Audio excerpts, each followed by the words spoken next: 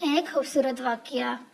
ایک غلام تھا۔ ایک دن وہ کام پر نہ گیا تو اس کے مالک نے سوچا کہ مجھے اس کی تنخواہ میں کچھ اضافہ کر دینا چاہیے تاکہ وہ اور دلجوئی سے کام کرے اور آئندہ غائب نہ ہو۔ اگلے دن مالک نے اس کی تنخواہ سے زیادہ پیسے اسے دے دیے جو اس نے خاموشی سے رکھ لیے، لیکن کچھ دن بعد وہ دوبارہ غیر حاضر ہوا تو اس کے مالک نے غصے میں آ کر اس کی تنخواہ میں سے کیا گیا اضافہ ختم کر دیا اور اس کو پہلے والی تنخواہ ہی دی۔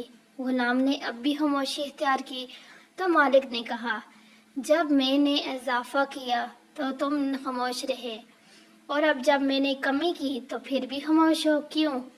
تب غلام نے جواب دیا، جب میں پہلے دن غیر حاضر تھا تو اس کی وجہ بچے کی پیدائش تھی، اور آپ کی طرف سے تنخواہ میں اضافہ میں نے رزق کا خیال کیا جو وہ اپنے ساتھ لے کر آیا، اور جب میں دوسری مرتبہ غیر حاضر تھا تو اس کی وجہ میری ماں کی وفات تھی، اور آپ کی طرف سے تنخواہ میں کمی کو میں نے وہ رزق خیال کیا جو وہ اپنے ساتھ واپس لے گئی۔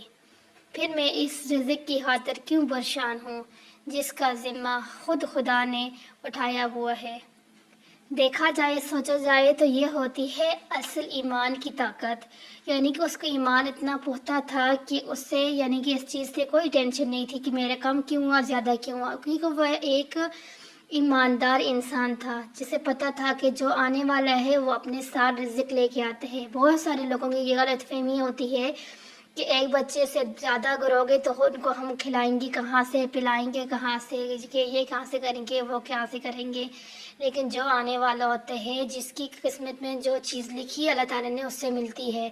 دنیا پہ آنے سے پہلے ہی رزق بچے کے 4 مہینے کا جب پیٹ میں ہوتا ہے تو اس کے لیے رزق لکھ دیا جاتا ہے، تو اس کے لیے ہمیں پریشان ہونے کی ضرورت نہیں ہوتی۔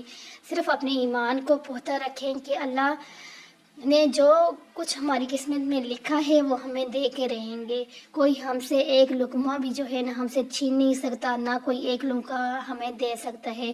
تو اس لیے اپنے ایمان کو جو ہے پختہ رکھیں، اور اس تحریر چھوٹی سی تحریر ہے لیکن اس سے اگر جو کوئی سبق لینے والا ہو تو بہت بڑا سبق اس سے لے سکتا ہے۔